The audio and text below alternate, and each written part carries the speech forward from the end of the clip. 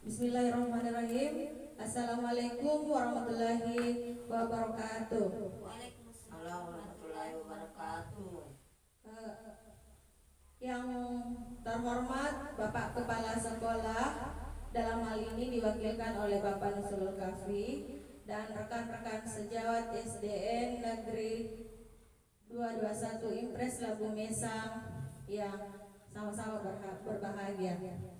Alhamdulillah pada kesempatan hari ini kita masih diberi kesehatan dan kesempatan untuk mengikuti kegiatan yang mana merupakan program dari salah satu calon guru penggerak angkatan 9, yaitu Ibu Andriani.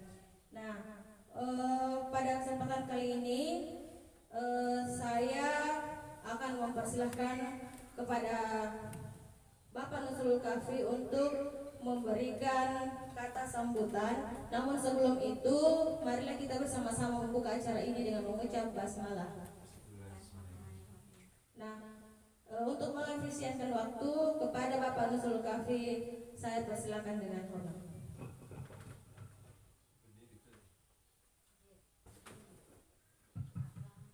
Bismillahirrahmanirrahim.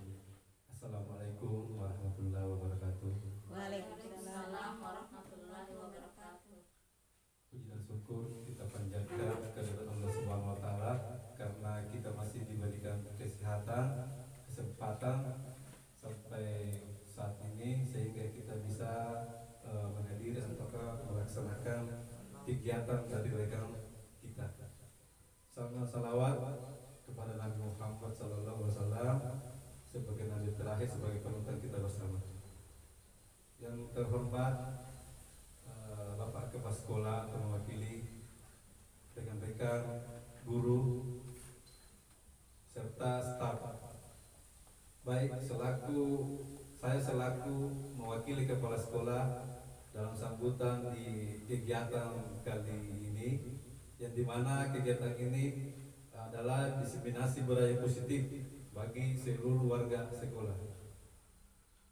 Adapun rekan kita yang mengikuti program calon guru penggerak angkatan ke-9, di mana kami sebagai rekan kerja di Sekolah Dasar Negeri Impres 221 Labu Mesang mendukung penuh semua ataukah segala tahapan-tahapan baik itu yang lalu maupun ke depan agar calon penggerak di sekolah kami ini bisa diselesaikan semua agendanya, sehingga di mana tujuannya tentunya akan berimbas kepada peserta didik, dan itulah harapan kami selaku rekan kerja di sekolah ini. Baik, mungkin sambutan dari saya atas nama mewakili kepala sekolah hanya itu, dan kemudian saya akhiri dengan billahi taufiq walhidayah. Assalamualaikum warahmatullahi wabarakatuh.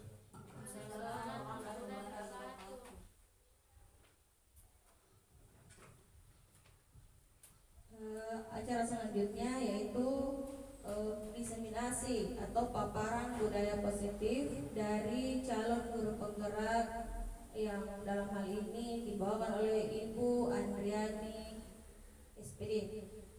Kepada beliau kami persilakan. Bismillahirrahmanirrahim. Assalamualaikum warahmatullahi wabarakatuh. Waalaikumsalam warahmatullahi wabarakatuh.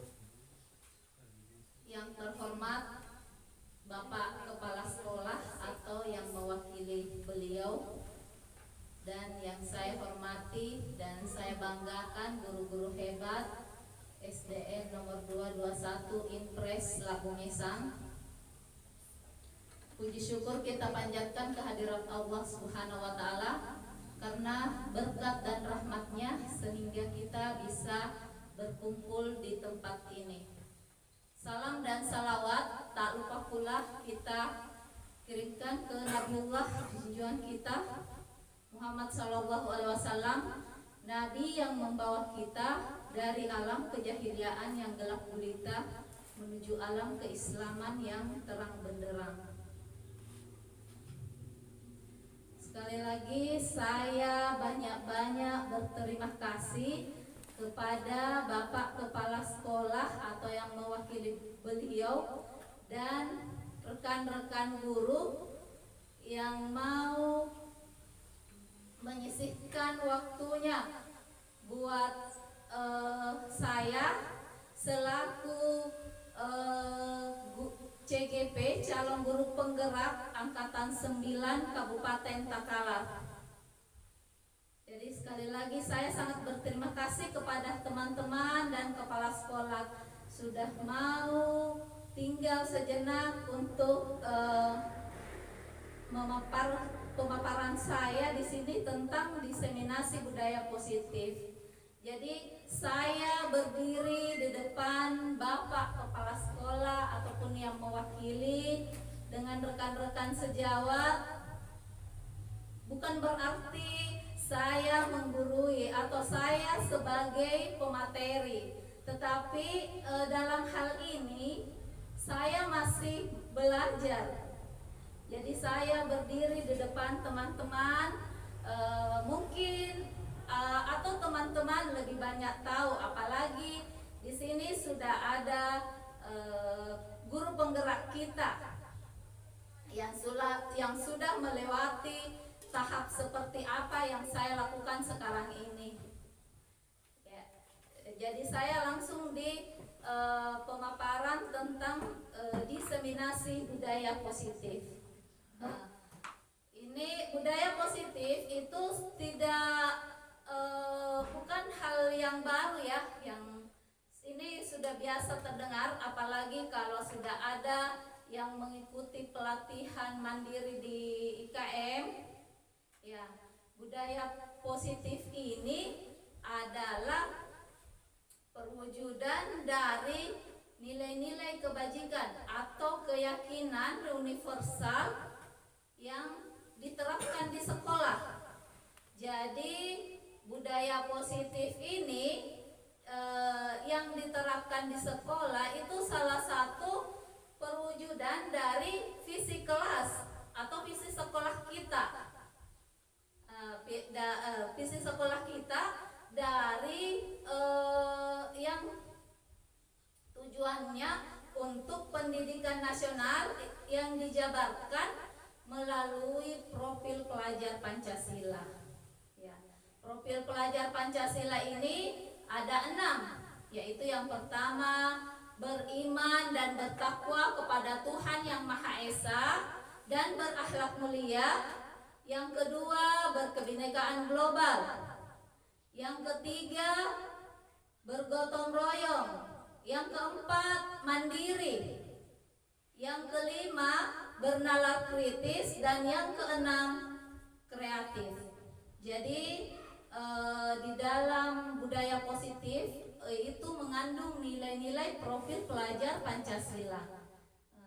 Adapun konsep inti dari budaya positif ini ada 8. Yang pertama yaitu perubahan paradigma pembelajaran atau belajar.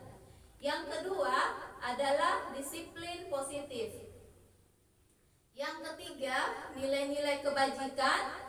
Yang keempat adalah kebutuhan dasar manusia. Yang kelima motivasi perilaku manusia. Yang keenam posisi kontrol guru. Yang ketujuh keyakinan kelas. Dan yang kedelapan adalah segitiga restitusi. Saya lanjut yang pertama dulu, pembelajaran dengan paradigma baru. Ya, pembelajaran dengan paradigma baru ini adalah pembelajaran yang dirancang oleh guru dengan prinsip berdiferensiasi. Mungkin kata berdiferensiasi ini sudah diterapkan di sekolah kita. Kenapa saya katakan seperti ini? Karena sekolah kita adalah sekolah penggerak dan setiap hari saya melihat pembelajaran itu yang dilakukan oleh guru-guru tiap kelas itu sudah berdiferensiasi. Artinya berdiferensiasi itu pembelajaran yang kita berikan kepada peserta didik sesuai dengan kebutuhan peserta didik. Ya, kebutuhan peserta didik di sini berdasarkan perkembangan untuk mewujudkan profil pelajar Pancasila. Jadi apa-apa kita lakukan itu sesuai dengan profil pelajar Pancasila. Kenapa? Karena tujuan daripada pendidikan kita itu mewujudkan profil pelajar Pancasila. Ya. Saya ulangi kembali, kalau profil pelajar Pancasila itu ada 6, yaitu beriman dan bertakwa kepada Tuhan Yang Maha Esa, dan berakhlak mulia, mandiri, bernalar kritis, bergotong royong, kreatif, dan berkebinekaan global.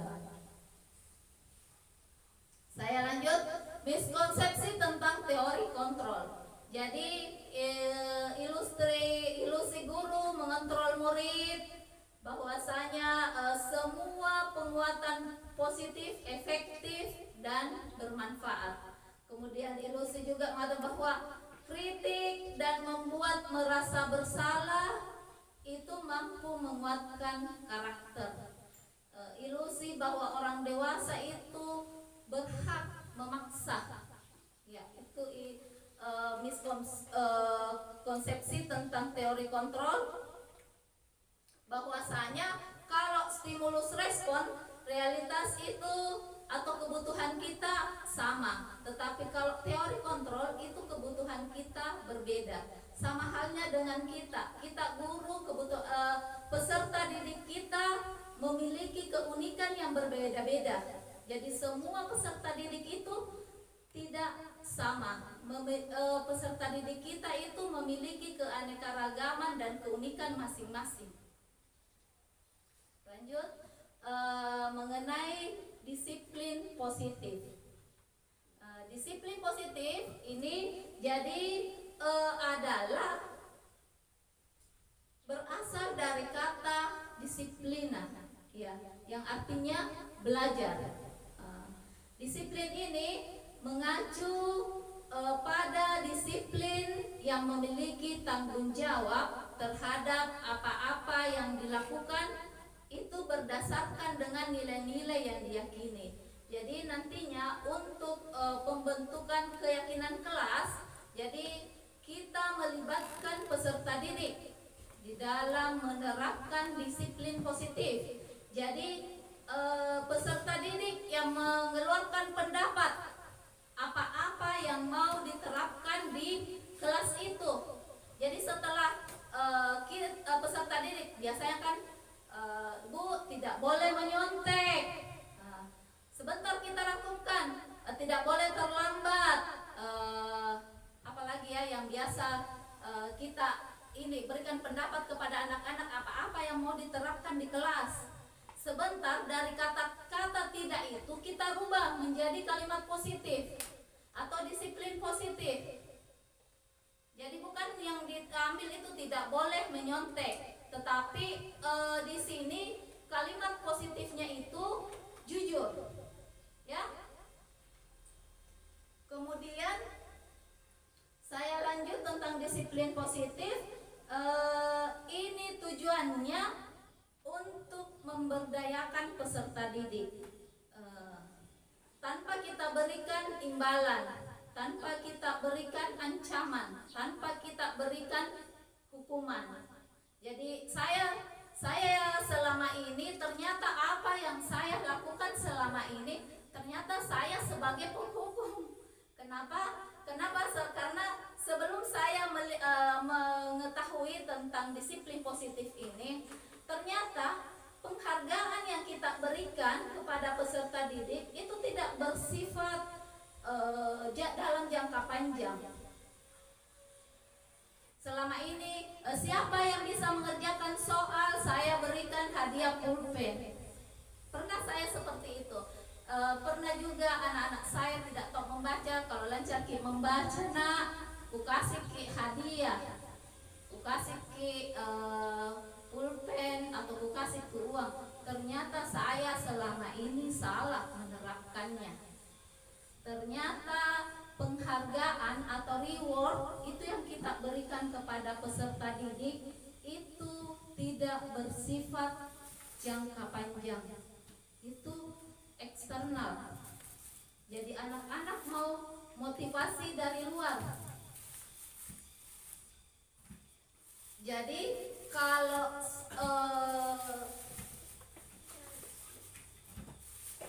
jadi sebagai pendidik, tujuan kita menciptakan peserta didik yang memiliki disiplin diri. Jangan gara-gara kalau cepat Kak datang ini, nak kasih ke hadiah ibu guru. Jadi kalau tidak dikasih nih hadiah, malas kan anak toh? Iya. Jadi sebagai pendidik kita menciptakan peserta didik yang memiliki disiplin diri. Bukan karena dapat hukuman atau penghargaan, jadi sehingga peserta didik kita itu berperilaku mengacu kepada nilai-nilai kebajikan. Jadi nilai-nilai kebajikan yang memiliki motivasi intrinsik, motivasi yang dari dalam, motivasi yang perubahan perilakunya dari arah yang lebih baik, bukan karena penghargaan yang kita berikan atau hukuman. Karena biasa anak-anak begitu, saya cepat Kak datang deh, kalau terlambat Kak hukum Kak guruku. Ternyata yang bukan sebagai hukuman yang kita berikan kepada peserta didik memang berubah. Biasanya ada perubahan terlihat pada peserta didik kita, tetapi itu tidak lama, bersifat dalam jangka yang pendek. Nilai dari tadi, nilai-nilai positif itu harus kita mengacu pada nilai-nilai kebajikan. Jadi nilai-nilai kebajikan ini sifat-sifat positif manusia. Positif manusia ini merupakan tujuan mulia yang ingin dicapai setiap individu. Jadi nilai-nilai tersebut bersifat universal, lintas bahasa, suku, bangsa, agama maupun latar belakang.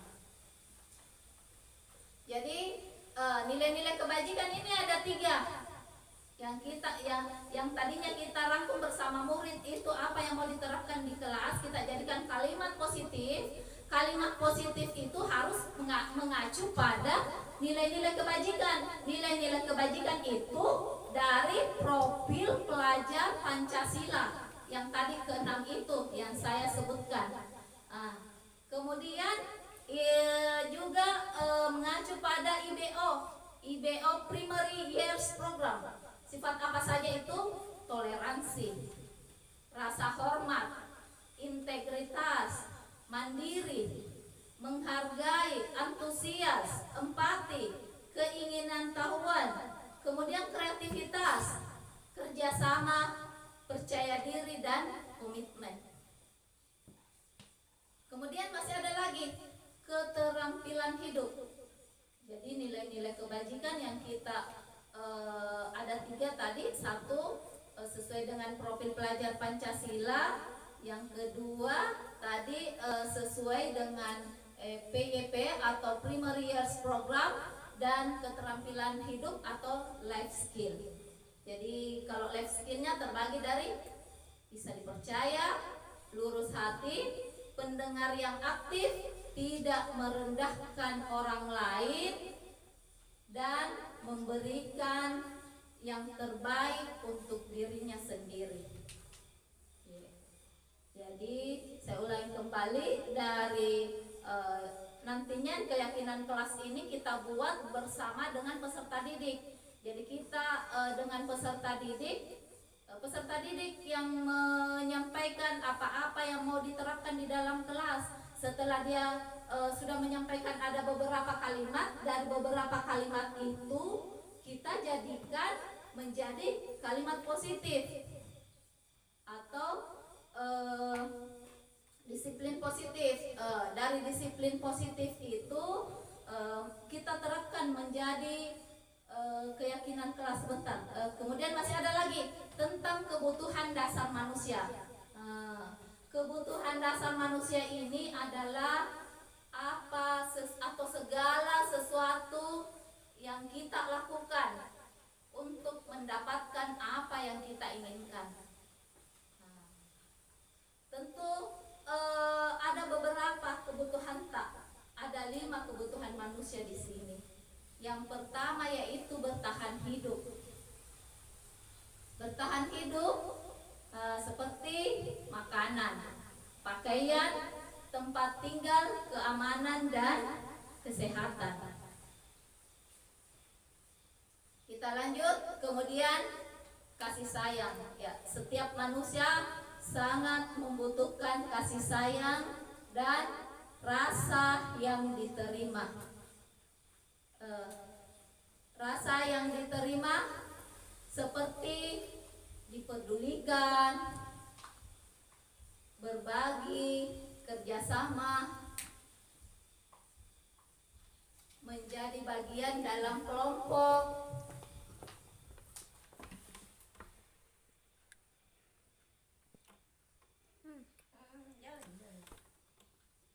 Yang ketiga adalah penguasaan. Penguasaan di sini adalah harga diri. Harga diri, keinginan untuk dianggap.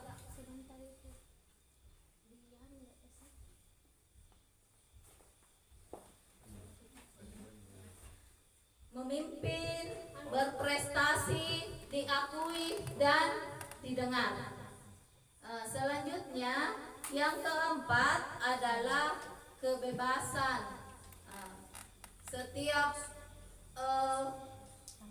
manusia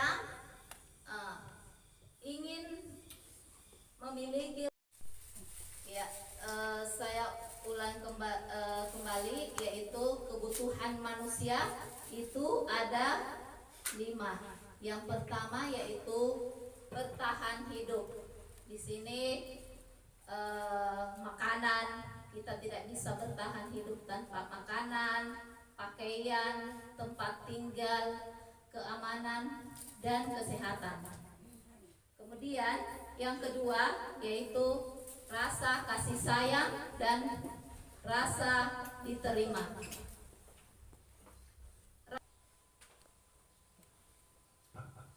Ya, 5 kebutuhan dasar manusia, yaitu yang pertama adalah bertahan hidup,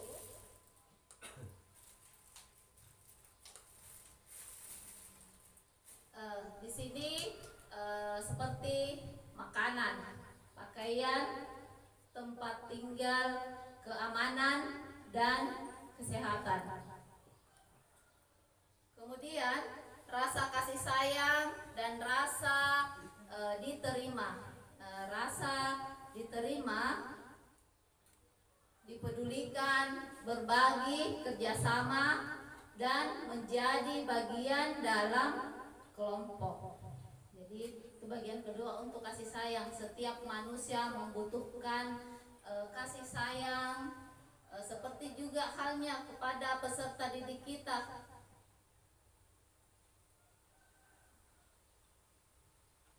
Selanjutnya penguasaan. Penguasaan di sini ada harga diri, keinginan untuk dianggap, menjadi pemimpin, berprestasi, diakui dan didengar. Ya. Yang keempat adalah kebebasan. Di mana kebebasan mandiri, memiliki pilihan, mencoba hal baru, mampu mengendalikan arah dan dirinya. Sama seperti dengan peserta didik kita. Ya, kita ingin peserta didik kita itu ingin memiliki keleluasaan, kebebasan. Kita sebagai peserta didik, bagaimana sebagai peserta didik mencari apa yang diberikan kepada anak didik kita sesuai dengan kebutuhan kebutuhan belajar. Ya. Selanjutnya kesenangan. Kesenangan di sini peserta didik juga mau bermain, humor, antusiasme dan tertawa. Jadi di dalam pembelajaran tidak fokus sama materi atau teori yang kita berikan, tetapi bagaimana kita menyelipkan permainan di dalam pembelajaran supaya apa yang kita ajarkan kepada anak-anak itu tidak membosankan. Ya, terkadang ibu permainan deh atau kita selingi dengan ice breaking. Tapi kalau di sini saya sudah perhatikan di sini sudah memenuhi dengan sudah ditanamkan di sini budaya positif kepada peserta didik kita.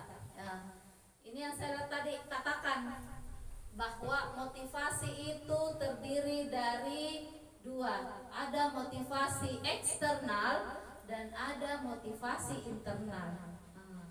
Yang pertama yaitu eksternal, ini untuk menghindari ketidaknyamanan atau hukuman. Ini yang bersifat sementara. Yang kedua untuk mendapatkan imbalan atau penghargaan dari orang lain. Jadi reward yang kita berikan ke peserta didik kita, siapa yang bisa menyelesaikan soal dengan cepat, ibu akan berikan hadiah. Atau siapa yang cepat paling datang ke sekolah, ibu akan berikan hadiah. Jadi hal yang seperti ini motivasi eksternal, bersifat sementara.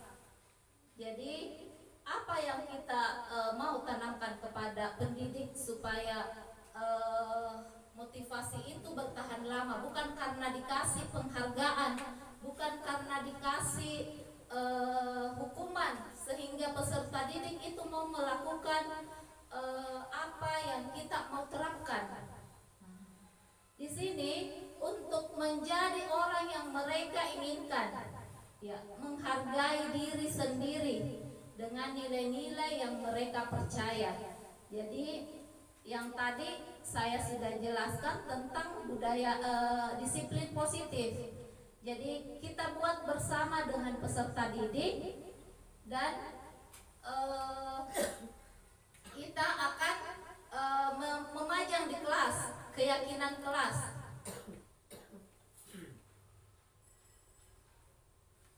Kemudian setujukah Bapak Ibu kalau hukuman itu dapat mendisiplinkan anak? Saya tanya Ki dulu, setujukah kalau hukuman itu dapat mendisiplinkan anak? Bagaimana? Setuju, yang penting dalam hal yang Iya, silakan. ya setuju sepanjang dalam hal positif, tidak menggunakan hal fisik sehingga itu tidak punya beban mental pada hukuman yang diberikan, seperti itu. Sekian dan terima kasih. Terima kasih guru-guru hebat. Ya, terima kasih.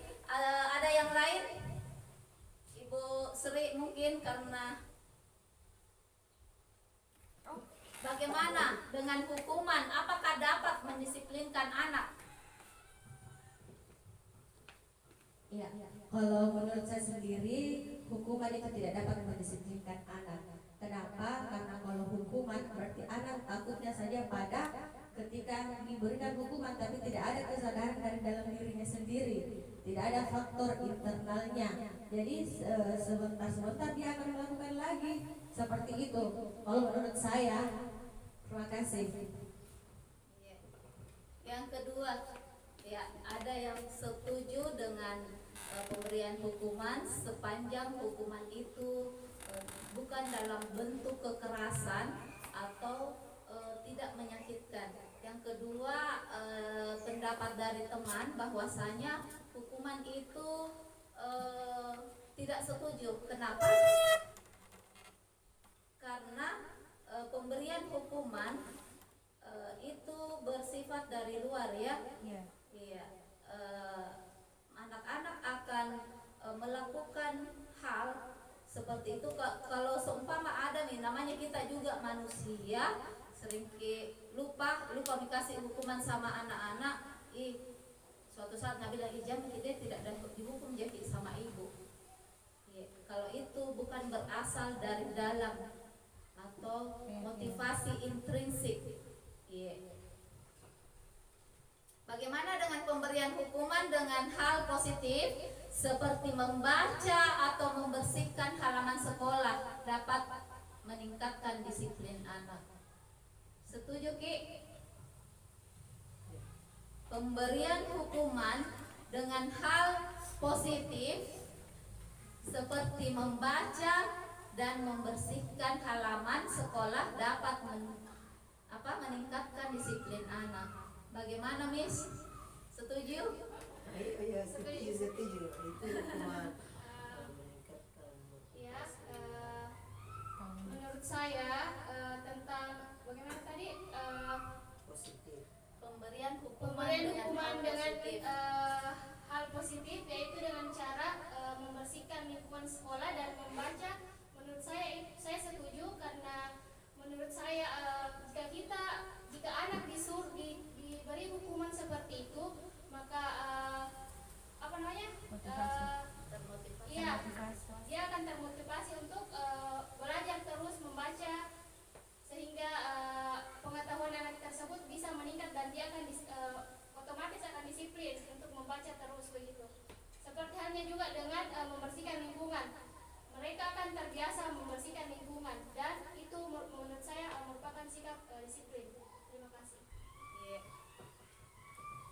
Terima kasih atas jawaban Tak.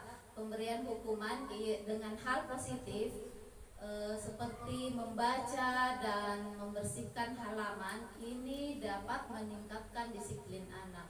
Saya juga setuju. Kenapa? Kan ini hal yang disiplin positif, termasuk menjaga kebersihan.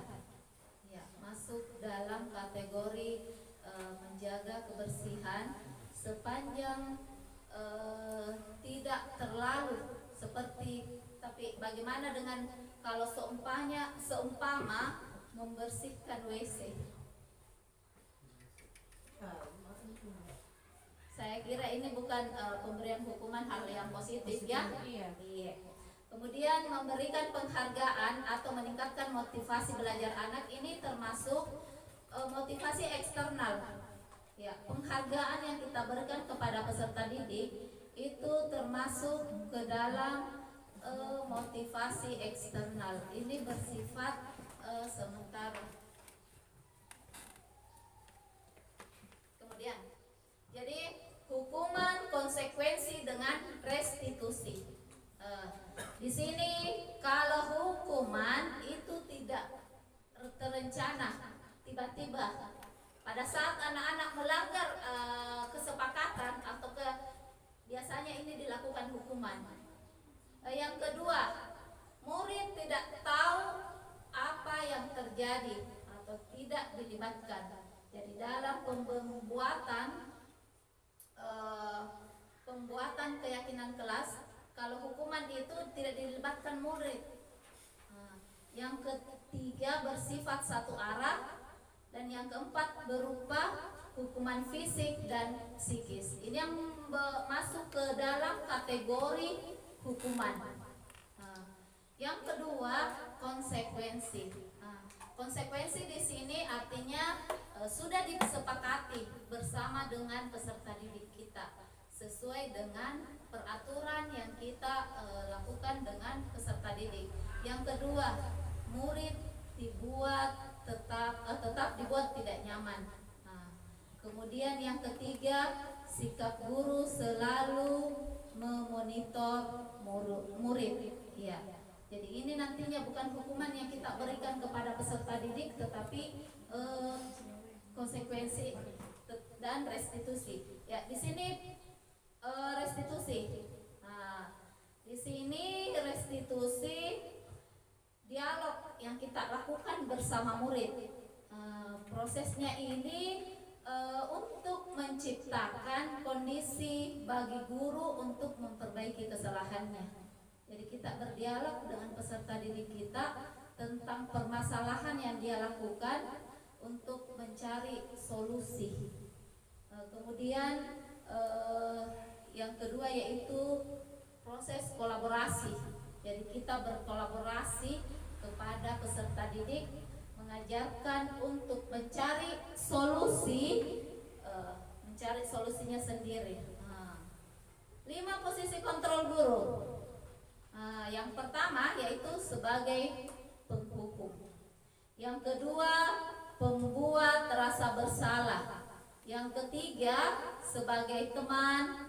Yang keempat, sebagai pemantau. Dan yang kelima, sebagai manajer. Contoh kasus, tidak memakai atribut lengkap pada saat upacara bendera. Contoh tidak memakai topi, ya. Kalau di sini sebagai penghukum disuruh hormat di bendera 1 jam. Kalau dia di sini terus sebagai pembuat rasa bersalah, berapa kali maki ini beberapa kali ibu sama bapak atau kasih tahu kamu selalu mengecewakan ibu. Itu contoh kalimatnya. Kemudian kalau kita sebagai teman, ayo dong ikuti aturan sekolah. Tolong dibantu Bapak Ibu, sekali ini saja ya sudah, tidak apa-apa, lain kali jangan berbuat seperti itu. Kemudian kalau kita sebagai pemantau, di sini kamu sudah melanggar peraturan sekolah. Kamu tahu konsekuensinya. Setelah upacara, kamu beli atribut di toko, di koperasi, atau jangan diulang ya.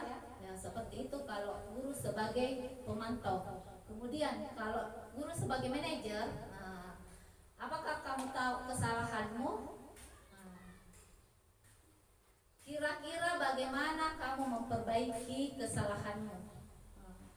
Jadi di sini kita sebagai guru atau tenaga pendidik berada di posisi seharusnya kita berada di posisi manajer dan pemantau.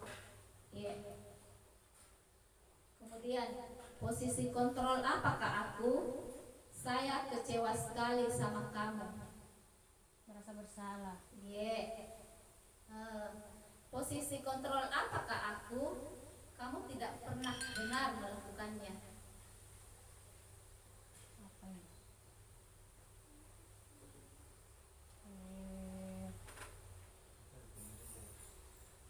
Pemantau. Pembuat. Pemantau. Ya. Yang ketiga,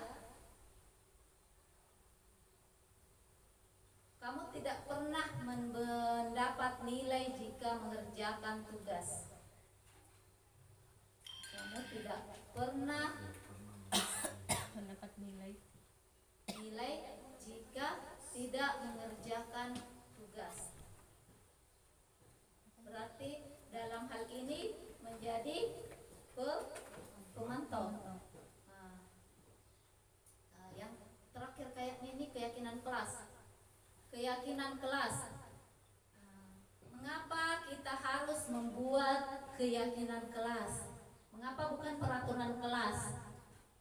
Ya, di sini peraturan dengan keyakinan berbeda. Ini keyakinan kelas yang kita buat.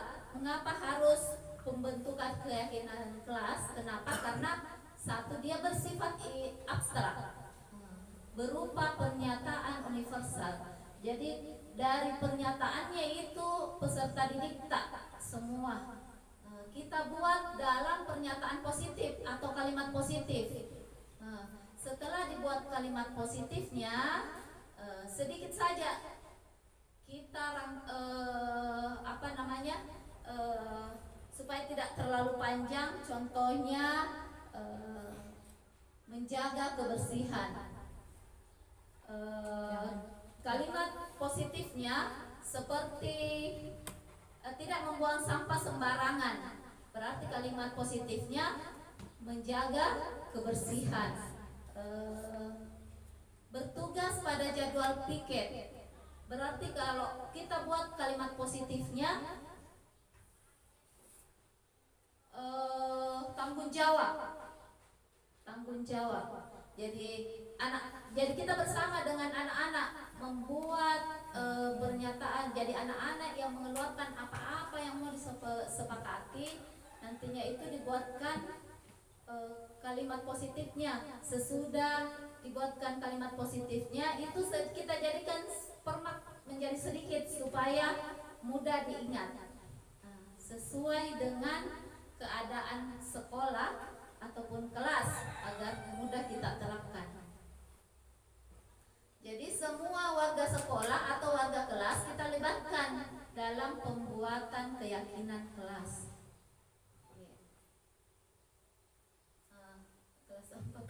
Yang pertama seperti ini, yang taruhlah anak-anak kita mengerjakan tugas,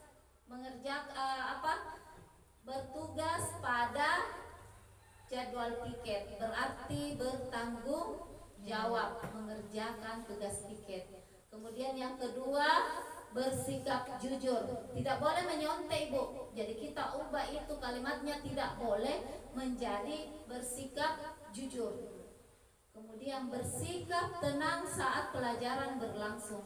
Bersikap tenang saat pelajaran berlangsung, tidak boleh ribut. Jadi kata-kata tidak boleh, kata ada tidaknya itu kita rubah semuanya menjadi kalimat positif. Bersikap tenang saat pelajaran berlangsung. Yang kedua, selanjutnya bersikap sopan dan menghormati guru. Tidak boleh menghargai guru, tidak boleh ribut kali guru lagi menjelaskan. Saling tolong menolong. Ya, seumpama ada dia temannya yang tidak memiliki pulpen, saling meminjamkan pulpen atau buku. Kita ubah kalimat positifnya menjadi saling tolong menolong. Kemudian hidup rukun dengan teman, tidak berkelahi. Jadi kan pasti anak-anak tidak boleh berkelahi, tidak boleh buang sampah sembarangan, tidak boleh ribut. Kita yang buatkan kalimat positifnya. Sesudah dibuatkan kalimat positifnya itu kita rampingkan dia supaya kalimat itu mudah dipahami anak-anak. Dan setelah jadi hasil keyakinan kelas ini kita pajang di kelas. Jadi ini menjadi keyakinan kelas tak. Jadi bukan lagi aturan, tetapi keyakinan kelas. Sekarang segitiga, bagian daripada budaya positif itu segitiga restitusi. Segitiga restitusi ini dialog yang kita lakukan dengan peserta didik kita. Jikalau peserta didik ada masalah, untuk apa kita lakukan dialog ini? Ya, supaya kita menghasilkan siswa yang mandiri dan bertanggung jawab.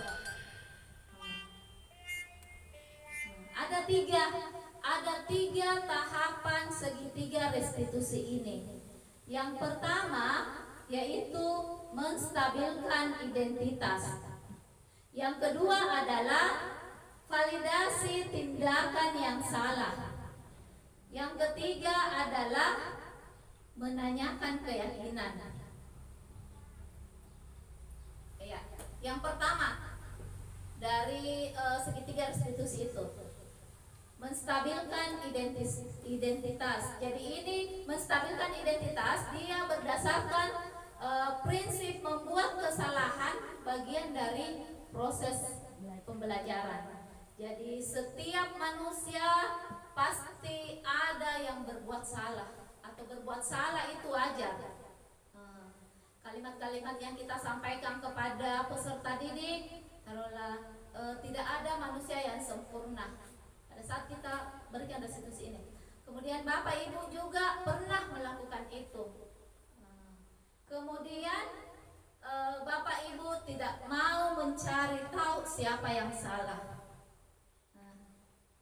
Bapak Ibu ini ingin mencari solusi dari permasalahan tak. Kemudian kamu berhak merasa begitu. Jadi kita tidak menyalahkan anak-anak. Kita di sini menstabilkan identitas ya. Tidak ada manusia yang sempurna. Kita saja, ibu saja biasa melakukan kesalahan. Namanya juga manusia. Yang kedua, validasi tindakan yang salah. Tahapan yang kedua itu berdasarkan dengan perilaku, berupaya memenuhi suatu kebutuhan tertentu. Contoh kalimatnya seperti ini. Kamu pasti punya alasan mengapa melakukan hal seperti itu. Jadi jikalau kita melakukan anak peserta didik kita melakukan kesalahan, kita menanyakan seperti ini di tahapan kedua pada validasi tindakan yang salah. Kamu pasti punya alasan. Pasti anak-anak kita berbuat salah ada alasannya. Tidak mungkin dia tidak punya alasan untuk melanggar apa yang sudah disepakati. Yang kedua mungkin kalimatnya seperti ini. Padahal kamu bisa melakukan hal-hal yang baik, yang lebih buruk dari ini ya. Yang ketiga, kamu patut bangga karena telah melindungi sesuatu yang penting buatmu. Yang selanjutnya keempat, kamu melakukan karena mempertahankan sesuatu yang penting bagimu. Tahapan yang ketiga, kita harus menanyakan keyakinan kelas. Berdasarkan prinsip teori kontrol, bahwasanya kita termotivasi secara intrinsik.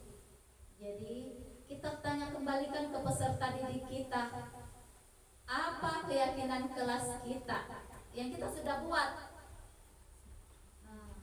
nilai-nilai apa yang sudah disepakati bersama, seperti apa gambaran kelas yang ideal menurut kamu, kemudian kamu ingin menjadi seperti apa. Ya, itulah segitiga restitusi. Kemudian ini contoh video.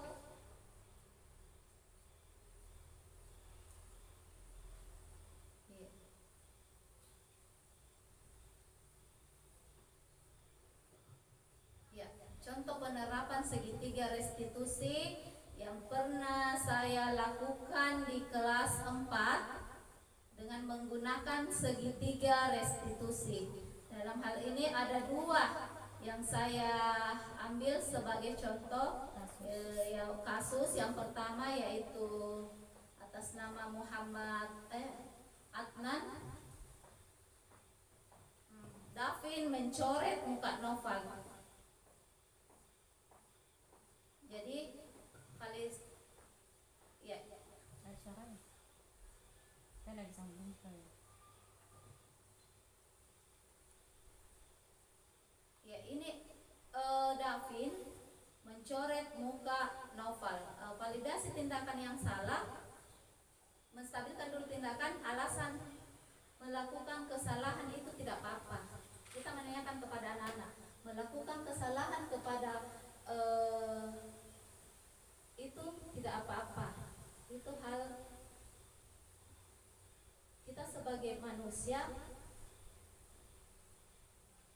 Setelah itu kita menanyakan alasan Davin mencoret muka novel. Kenapa kita coret mukanya Noval?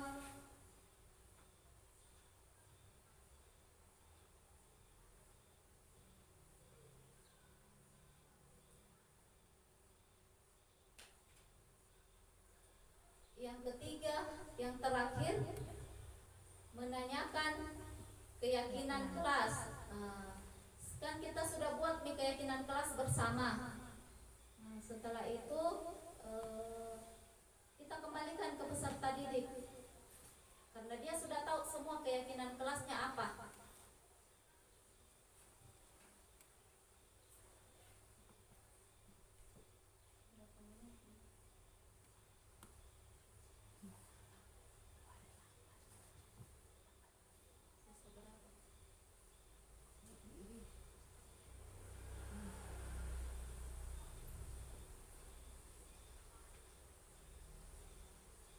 Jadi yang ketiga menanyakan keyakinan.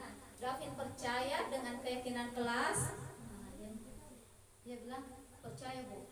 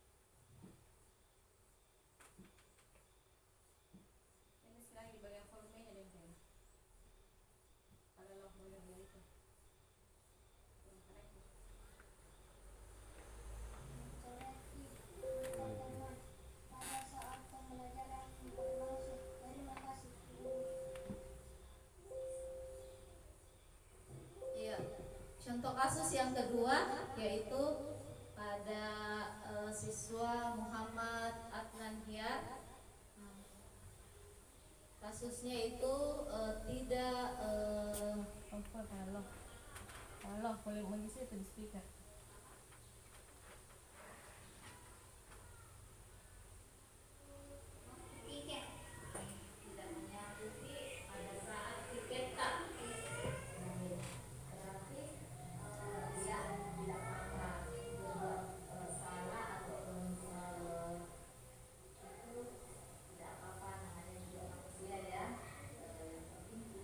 sama mencari solusinya. Alasannya Adnan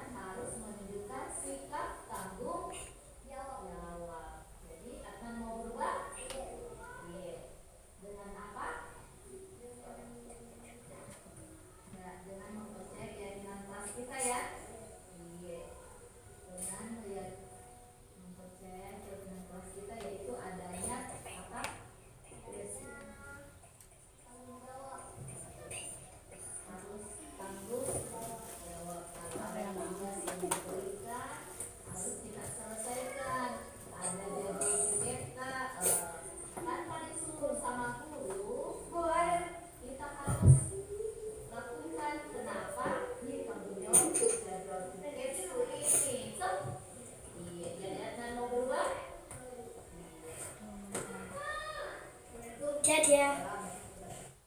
Assalamualaikum warahmatullahi wabarakatuh. Nama saya Andi Adnan. Saya kelas 4. Saya senang sekali ketika diajak berdiskusi dengan ibu guru di kelas untuk mencari solusi atas kesalahan saya yang saya lakukan. Saya tidak akan melanggar keyakinan kelas yang sudah disepakati dan saya akan bertanggung jawab ketika saya piket di kelas. Terima kasih. Wassalamualaikum warahmatullahi wabarakatuh. Ya. Itu adalah salah satu contoh penerapan segitiga restitusi yang saya terapkan di kelas 4. Jadi ada 2 kasus. Yang pertama yaitu David mencoret muka Naufal. Yang kedua Adnan tidak melaksanakan tugas piket kelasnya. Jadi segitiga restitusi yang saya lakukan sesuai dengan langkah-langkah pada tahapan segitiga restitusi, yaitu sudah dengan mempercayai keyakinan kelas.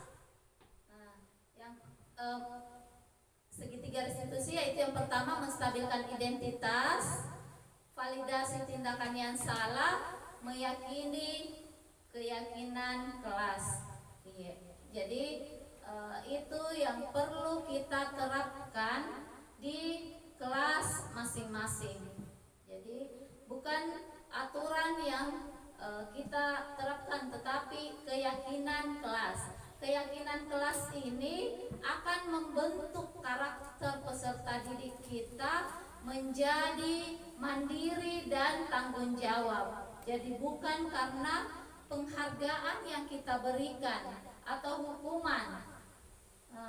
Penghargaan atau hukuman ini bersifat sementara dalam jangka yang pendek, tetapi untuk menanamkan karakter bagaimana sikap mandiri itu tertanam dan tanggung jawab itu tertanam pada peserta didik kita di sekolah. Jadi mulai dari, apalagi ini kita tingkatan SD, fondasi yang harus kuat itu adalah di SD. Kenapa? Karena ini akan menentukan karakter peserta didik kita di tingkatan selanjutnya atau sekolah selanjutnya, kemana peserta didik kita akan melanjutkan pendidikannya.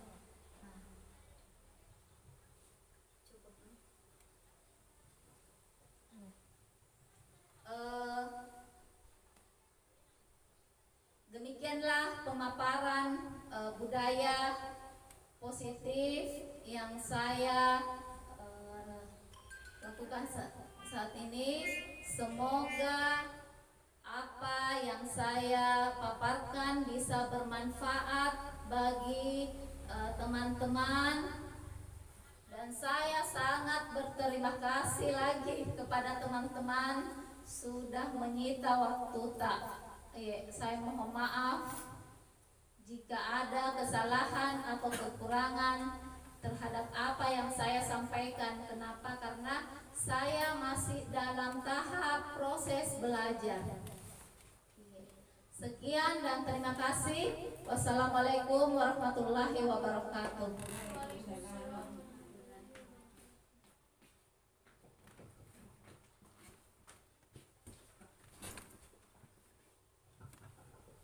Ya, demikianlah tadi pemaparan dari calon guru penggerak kita, Ibu Andriani. Nah, bagi teman-teman yang ingin bertanya silakan. Kalau ada yang masih belum dipahami yang mau bertanya silakan.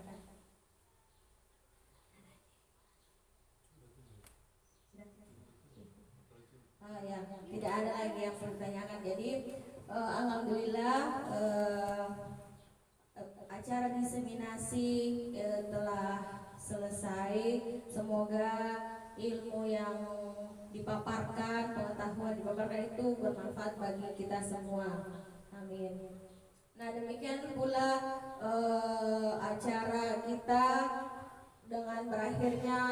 diseminasi yang disampaikan oleh Ibu Andriani, maka selesai pula acara kita hari ini.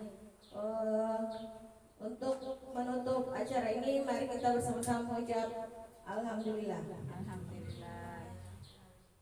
Ya, jadi saya tutup acara ini dengan mengucap Billahi fisabilil haq fastabiqul khairat. Assalamualaikum warahmatullahi wabarakatuh.